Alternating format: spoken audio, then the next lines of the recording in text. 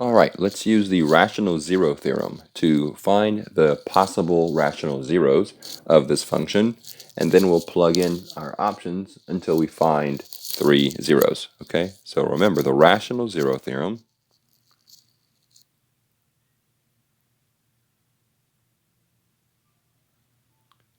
says that if you're trying to find the possible zeros of a polynomial function, you take the constant term, which would be 6,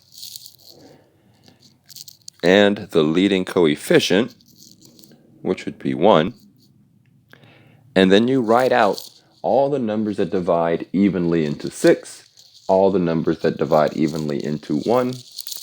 Okay, so 1 goes into 6, 2 divides evenly into 6, 3 divides evenly into 6, and 6 divides evenly into 6. Okay, and 1, that one's easy, only 1. Okay, so your possible zeros, at least your possible rational zeros, okay, that would be fractions and whole numbers and negative numbers and such like that. The possible zeros would be any fraction you can make out of these. So 1 over 1, both positive and negative, 1 over 1. Well, that's just 1. Positive and negative, 2 over 1. Well, that's just 2. Positive and negative, 3 over 1. And positive and negative, 6 over 1. Okay, so that gives me a total of 8 possible zeros.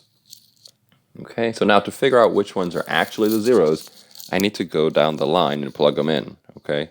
At least for now. We'll get to find more efficient ways of finding the zeros later, okay? But let's go ahead and plug in 1.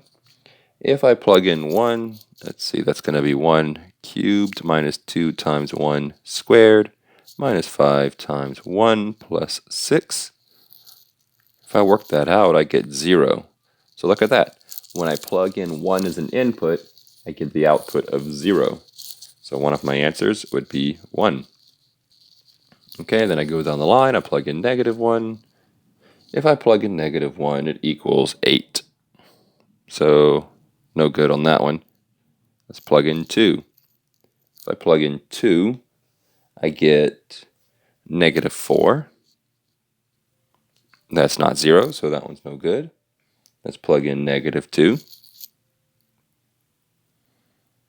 I plug in negative 2 and I get 0. All right, good. There's another one of my zeros.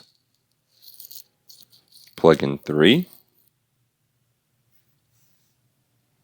Okay, if I plug in 3, I get 0.